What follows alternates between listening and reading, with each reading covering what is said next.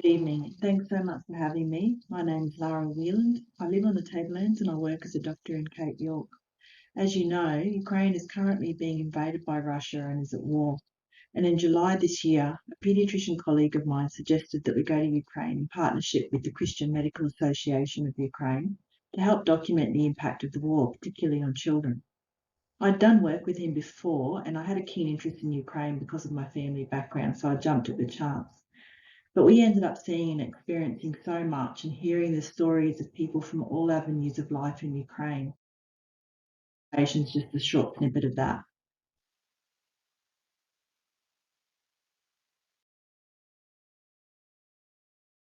Some background.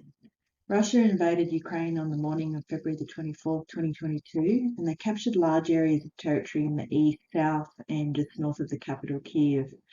Large areas have since been liberated, but not without fierce battles, and large-scale atrocities were uncovered in these deoccupied areas. Large areas remain occupied, and there's a long front line where intense battles are ongoing as we speak. Relentless missile attacks on infrastructure in the early days of the war meant months with no electricity or heating, even in the biggest cities. We met people who'd been living without electricity for 8 months at that time. You can see this map here, satellite map of Ukraine at that time at night, and pretty much blacked out. And the doctors here operating with torchlight. So missile attacks continue, but better air defence does mean that a lot more is shot down. But most days something gets through and usually hits some kind of civilian infrastructure or residents. And every day that I was there were air raid sirens and missile attacks on civilian areas, and they've continued every day since. Russians also blew up the massive Kakhovka Dam on the 6th of June 2023, and that resulted in a lot of deaths and injuries from flooding and no water or irrigation for many of the villages and large areas of farmland. There are also millions of refugees and internally displaced people, and more are continuing to be evacuated from areas of shelling and fighting. As a doctor, of course, I'm more aware of what's happening to the health system and this ongoing fighting, evacuations, internal displacement, and missile strikes, of course, continuing to strain the health system, in addition to the targeted bombing of hospitals, clinics, and ambulances.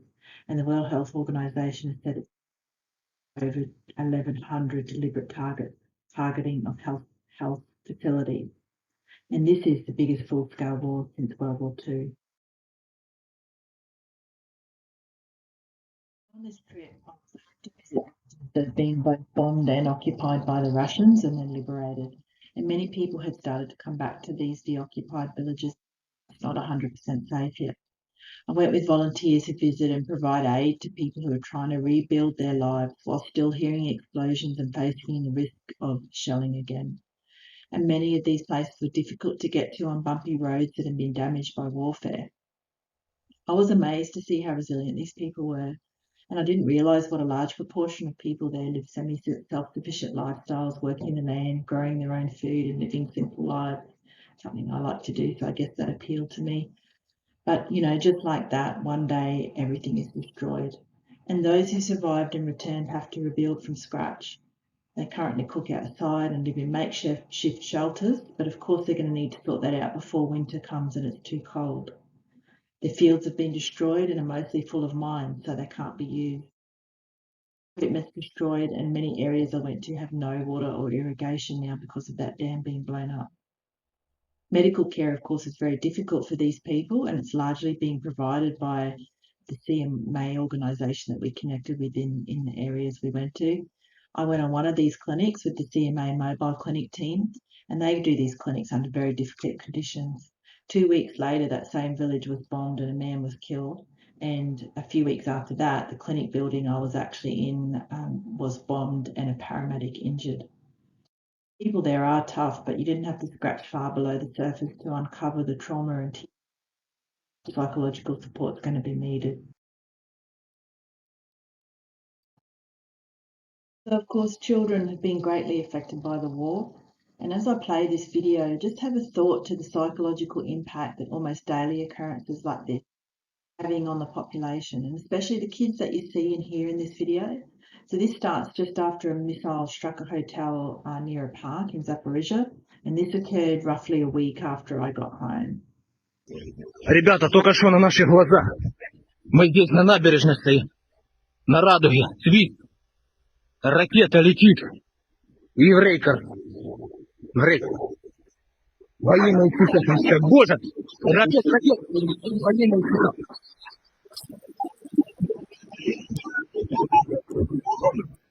Это Роман Алаев. Смотрите, что происходит. Тихо, все. Не плачьте.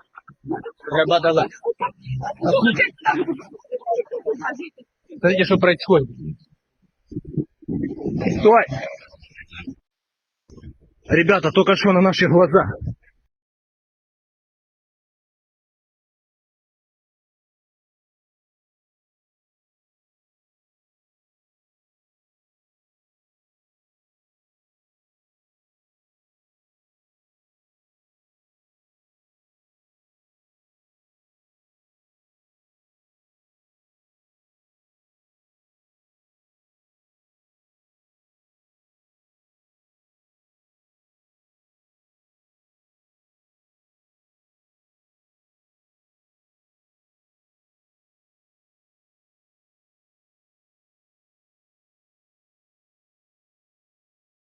There have been daily missile attacks on civilians since I left, and even in the last few days since doing this presentation, there have been more missile attacks in one region that deliberately targeted civilian areas, and children were killed and injured.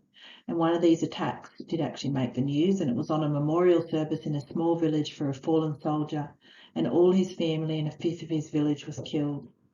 Playgrounds should have children playing in them, not the bodies of their bombed families. I travelled to one of the deoccupied areas that I described earlier with some volunteers to run a kids' holiday program amongst the bombed out villages. A lot of these kids had only been back in their homes for about a month, and all of them had had houses or villages that had been bombed and damaged by the war. So the school that you can see here had shelling damage throughout. The windows were new because they'd been replaced, and the school bus was out the back with a rocket shell through it. And you could see the shelling marks in the yard and on the roads. I've marked some there. Most of these kids are living in houses that are still damaged, and all of them are in the surrounding villages that have no water due to the Russians bombing their reservoir. Whilst we were there we were camping out at the school. We had to bring our own water to drink and to spoon out into the toilet.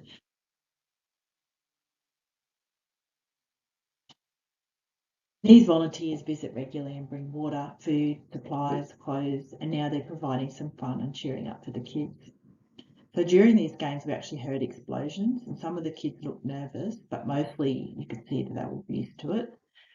And then a local unit of soldiers turned up, and they were doing some training. And so whilst they were there, they did a demonstration for the kids of the different types of mines and unexploded ordnance, make sure they don't pick them up, which is a real risk now. And it was so sobering to watch these gorgeous little kids having to learn how to not get blown up. Risk. So only about a week ago, a young boy was winding up his fishing line in the yard, and it got caught on some UXO, and he went to grab it and it exploded. There's obviously a real need for psychological support for these kids who've been displaced, who've witnessed bombing and shooting. They've been traumatised, and I met kids who would wake up screaming at night or cry with terror every time they heard a loud noise. One little boy who was in a safe place but would run to the window every time he heard a noise, asking his mum if the shooting had started again. And this little girl colouring in here, Adelina, her mum said she's still having nightmares. Her mother fled the initial Russian invasion in Donetsk when she was pregnant with this girl in 2014, and has had to flee again from Bakhmut when she was pregnant with this little girl's sister. Their house was destroyed. And then there are those who might seem less affected, but are probably still living with a background level of stress and hyper-alertness that's going to take its toll. But I met a lot of organisations that were really making a difference, the volunteers going out to the villages, the churches and NGOs working with internal refugees, and organisations like Voices of Children, pictured here, we can see them with a bunch of the kids, providing play therapy, and Save Ukraine that provides hope and healing centres with art therapy and play therapy. Real transformation with this art therapy. So this is what the kids want to paint when they first arrive. You can see bombs, blood, tanks. This top left picture says Shkola, which is Ukrainian for school. So he's showing his school getting blown up. And then after being there a month and going through the therapy and so forth, they're painting things like this. And I actually think it's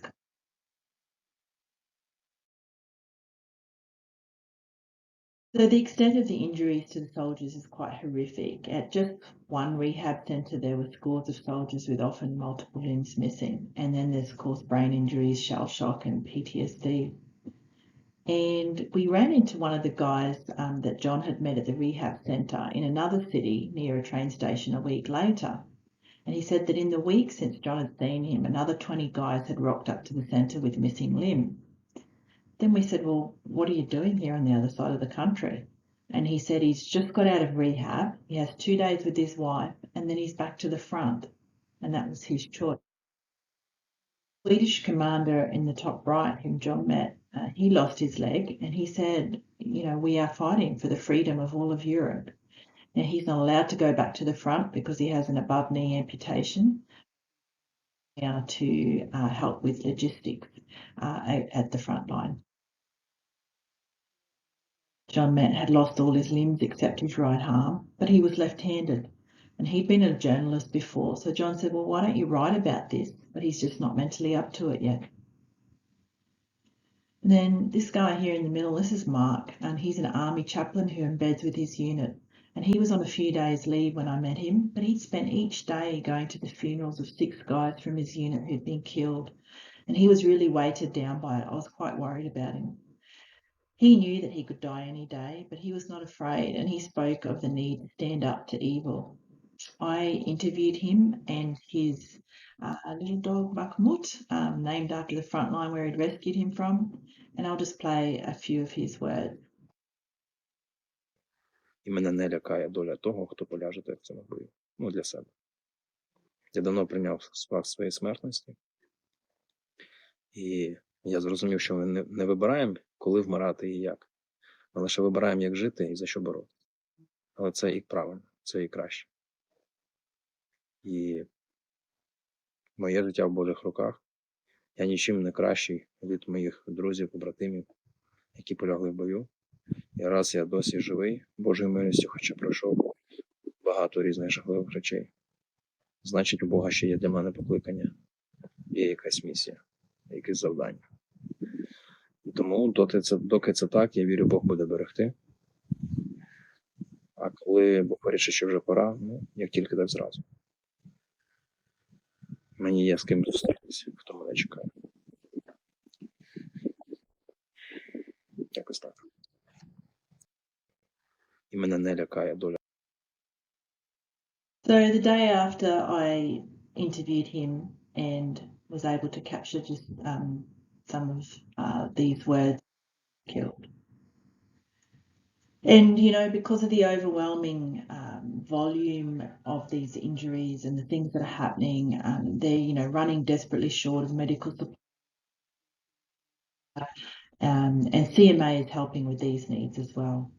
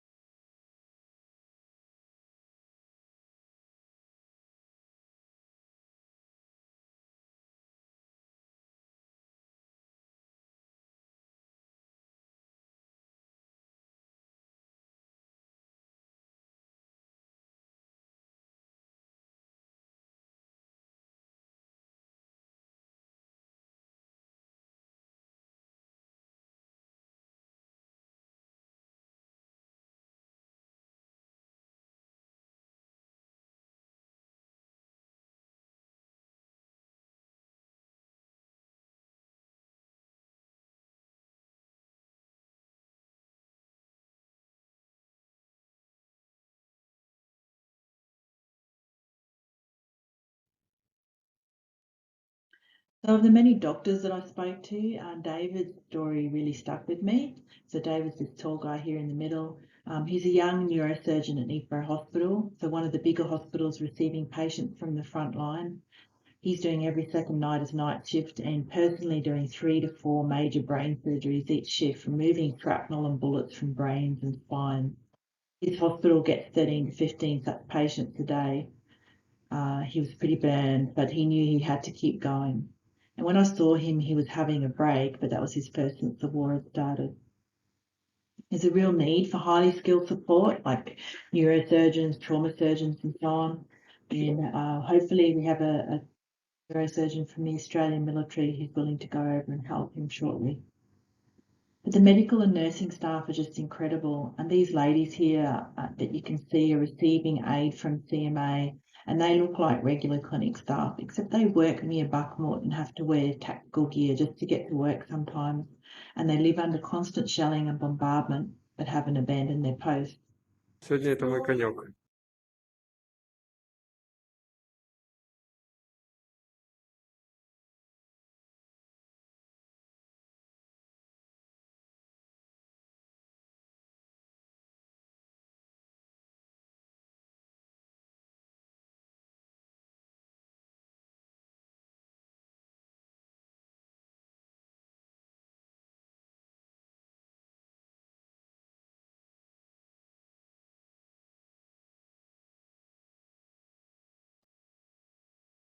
I also met several young Ukrainians who stepped up to set up volunteer organisations that provide care, support and medical attention to vulnerable children in the orphanages and institutions. And these are now bulging to overflowing as the institutions in the east have had to evacuate war zones and flee to the west. So this, of course, is stretching already stretched resources. And the orphans have been also disproportionately targeted by Russian abductions, which I'll come back to later. But more than ever, they need advocates and people like this working with them.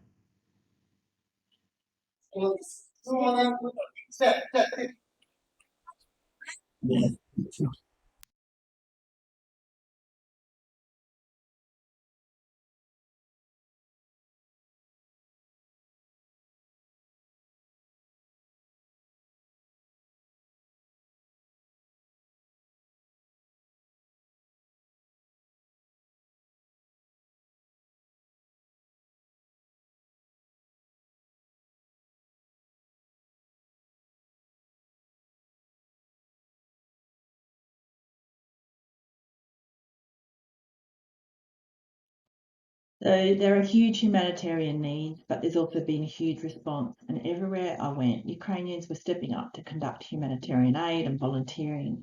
Aid's being distributed, refugees supported, medicines given, equipment sourced. Needs are enormous and everyone's digging into their own pockets to help. Most of the churches were involved in getting whatever vans and cars they could together, driving out to dangerous areas to distribute aid or evacuate people, help them, house them, feed them, help them with jobs and healthcare. You know, there were some fantastic organisations as well as individual volunteers, and including a lot of NGOs have been set up since the war started. But what was best of all was how many of them network together and support each other, and CMA had played a big part in a lot of this. Another major impact has been the Russians blowing up the Kharkovka Dam, draining the massive reservoir, wiping out the water supply for thousands of people. So as I mentioned, hundreds were killed, but true numbers not known because many died in the occupied areas on the left bank. So farmers are without irrigation, there's been massive fish kills, landmines washed down into areas of flooding, contaminated water, increases in skin infections and other illnesses where they are unable to wash.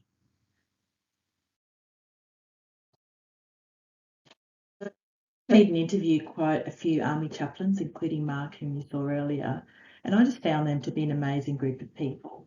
So many of them had been run-of-the-mill pastors before the war, and then when the war came, so many stepped up to start serving the army as well as their communities. Some were embedded in their units, others visit them regularly or bring supplies for them and the civilians on the front lines. And one of them had found that a need was to help take wounded soldiers from one one of the receiving centres further afield to private hospitals where they could get better care for their serious wounds, because the other places are just getting overwhelmed.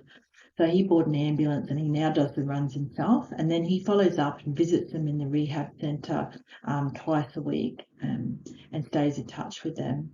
And each of these guys and ladies risk their lives daily and have had to drive through artillery fire or come under shelling. In fact, Pastor Dima here that you can see on the top right was only just telling me the other day that they were hit with artillery and the captain had to throw himself on top of him to save him, and thankfully the captain survived as well, but his bulletproof vest was wrecked. And even the women are doing it. As I said, this is Spetta in the bottom right corner, this lady here. She's also an army chaplain that goes to the front. So amazing people. And the medics also, the frontline medics providing the first aid and responder care, working under incredibly difficult conditions, and soldiers just going through hell, and they just desperately need a lot of that first aid equipment, particularly things like tourniquets. So often soldiers can need up to 4, one for each limb. These can stop a person bleeding to death from their injuries until they get to more definitive help. And they had a lot of trouble because there was such a desperate need and people were looking for, cheap bulk buys. They ended up getting cheap Chinese knockoffs, which were breaking, and soldiers were dying because of it. So thankfully, Ukrainians stepped in and are making good quality ones now, but you need good quality which make it costly. So they're 15 Australian dollars each, which is quite expensive for Ukraine. So there are also a lot of fundraisers going to buy more to keep up with the demand, including here a translated message from a medic who received the donated paramedic bag from CMA, telling the story of a guy with these, cheap tourniquets who nearly bled to death, and they were able to save them. And, again, CMA and other NGOs doing a great job of trying to help keep up with the insatiable demand for medical supplies, but they need support. Something that's really quite horrifying and quite frankly hard to believe that the world is standing by watching happen again is the abduction of children. So more than 19,000 Ukrainian children are officially documented as deported to Russia. And then if you go by what the Russians say, because they're claiming they're rescuing these children, they say they have over 700,000. Now, more than 6,000 young Ukrainians are documented as having been sent to re-education facilities inside Russia or in occupied areas. And these mass abductions are being investigated by the International Criminal Court. A child was saying that the camp workers were forcing the young girls, so 12, 13, to have sex with them. They were saying things like telling the children that their parents have left Ukraine and they're never coming back for you. They're forced to sing the Russian anthem. They're beaten if they speak Ukrainian. Older kids are being given military training and being told that Ukraine doesn't exist anymore and that they'll be fighting for the Russian mother. Visited the organisation that does the complicated and dangerous work of rescuing these children from Russia and Russian occupied areas, and we met some of the refugees and children they've rescued and are rehabilitating. So since 2022, they've already rescued about 240 roughly deported children, and they also provide the support needed to recover from these experiences. But it's a very, very complicated issue and process, and there's obviously a lot more.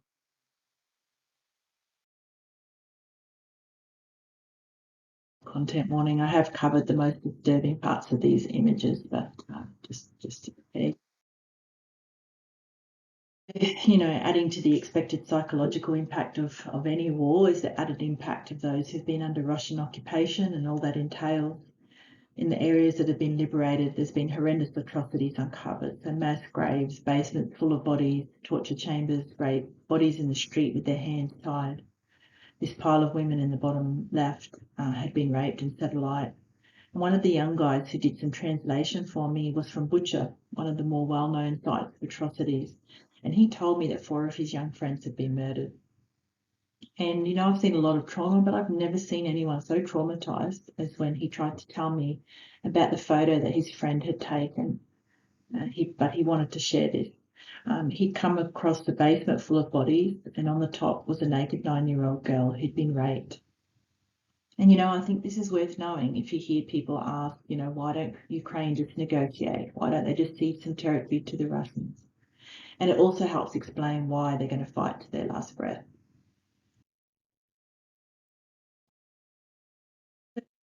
Created the biggest refugee crisis since World War II. So roughly 12 million Ukrainians have fled either overseas or internally displaced to western parts of Ukraine. And we interviewed lots of these refugees and those helping them. So when the war started, many churches opened their doors and converted into refuge centres. So one of the ones here that we visited had raised its roof to expand and set up bunk beds everywhere to house nearly 100 refugees. And some have been able to return to their homes, albeit to damaged homes, but others just take their place. And as I wrote this, as I mentioned, other areas are undergoing mandatory evacuations of children as Russians get closer. This lovely lady in the bottom right, she told John her story through tears, saying that when the war started, she fled by train at 3 a.m, not knowing where she was going. She doesn't know where all her children and grandchildren are now. They're from another war-ravaged area that's now occupied, and she can't contact them. So she's alone. But she wouldn't hear her complain. All she could say was how grateful she was for the help from this church and to be able to be a grandmother again to the other refugee kids. And she just believes everything will be okay. Incredible hope and faith. Save Ukraine also provides refuge to families with kids. This lady in the top left with the blonde hair, she's from Zaporizhia and she has 3 kids. They also had to flee the bombing, just grabbing what they could carry, and ended up on a train platform, not knowing where they were going, when a Save Ukraine worker offered them refuge. She's still so traumatized and stressed, though, that her psoriasis skin condition, which is known to get worse with stress, it just refuses to settle down despite all the treatment, and she just had severe scaly, itchy plaques all over her arms and scalp. And in the top left, here's little Sasha and his mum Natalia from Kherson. Like the others, their house had been destroyed. The family in the top right is from Donetsk. They'd been welcomed along with others into the home of a beautiful doctor called Diana, who I met volunteering in another town. Her and her family had put mattresses in every room, and they were feeding all of these refugees and helping them get set up, and others from their church are doing the same. And the teenage girl, she looked very flat and depressed and had that vacant, traumatized look that I got to know. So as I mentioned, the local churches and small NGOs are popping up everywhere and stepping up to the challenges brought about by the war. Very inspiring. Everywhere people are organising, collecting, giving, sacrificing, supporting. And many of these organisations are not just looking to hand out aid, although they're doing that too, but they're passionate about being a part of building a better future for Ukraine and building a strong civil society based on good values. And many of the activities were about capacity building and helping with education and jobs. And CMA is tied in with the Baptist Seminary, who also support a network of We Care centres that are helping with this. Just fantastic people. Of course, many of them are also doing what they can to support the army, because as they said to me, if we don't help our army defend us, there will be no Ukraine left to rebuild. Now, you've heard about the amazing work that so many are doing. I want to say a bit about the special work that CMA Ukraine does. To be honest, having been there, I think their website and promo material really understates what they're actually doing, perhaps because they're busy doing it and not spending all the time on their promo. So in addition to the activities they undertake directly, they have an extensive network and they provide aid, supplies and admin and logistics support to networks of many other organisations, including smaller local organisations and groups and chaplains across the country. And most of the organisations and individuals I've mentioned so far are supported somehow by CMA. And it's run by some very capable young doctors and medical students, and they've rapidly expanded their activities as war hit their country to become one of the leading providers of aid logistics. And they're now recognised as so efficient and transparent that even the government sometimes asks them for help.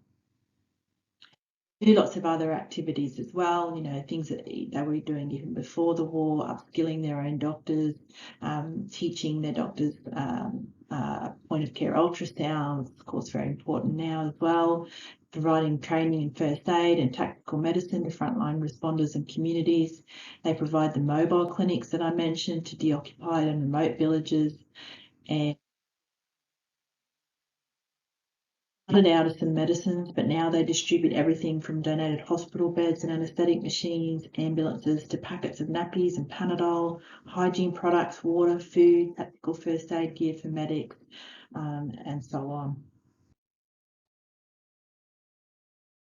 The purposes of this trip was to see things for ourselves and hopefully raise awareness of what is really happening. Unfortunately, you can't talk about Ukraine without mentioning disinformation. It's been distressing to see how much disinformation is out there and how many ordinary people have been affected by this. And this in turn affects our politicians who make the decisions about whether we provide support or not. And the Russians have known this for a long time, which is why spreading disinformation is such a big part of their war strategy. And it's now been documented that they've spent billions of dollars on promoting misinformation across the globe. So since I put this presentation together, one of our teens actually came home and told me that his friends believe the war's being faked because they heard so on TV. Important to stay informed and make sure that your sources are reliable. So, find your own, but here are some suggestions, and just really think critically about what you're reading and listening to. I know there are so many needs in the world at present, but maybe you feel like this is an issue you'd like to help with. And what is going on in Ukraine is reverberating around the globe. And certainly events have played out to support that, even since in the last few days since I've put this presentation together. And it's important for us to support them right now. So how can you help? You can share our links with your networks, encouraging people to donate. Even small amounts help. Rudy from CMA said that even if someone gave $10 a month, that would mean the world to them. That's a couple of cups of coffee. So, raising awareness, sharing fundraisers, writing letters to politicians, signing petitions, donate yourself. You can organise fundraisers. If you want to formally fundraise with us as a partner, you can. We are a registered charity in Australia with the ACNC. We have DGR status, which means donations in Australia are tax deductible, and we can officially fundraise. So if you want to partner with us in that, please let us know. There are some big specific needs. If anyone's interested, I can share some of these.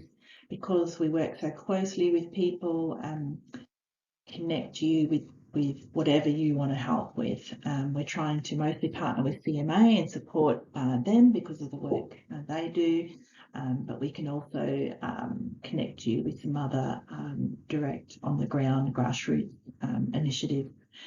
And so there are lots of bigger items that people are trying to raise funds for as well. Now, in terms of getting bigger items over there, like cars or medical equipment, that's worthwhile, but just keep in mind that, any smaller items, it's actually much cheaper and better to buy them locally. So, money's needed for that. They can source things from over the border in Europe, and they can usually get things a lot cheaper. A lot of things are made locally. It supports Ukrainian businesses, and so that makes a lot more sense than trying to send little things over.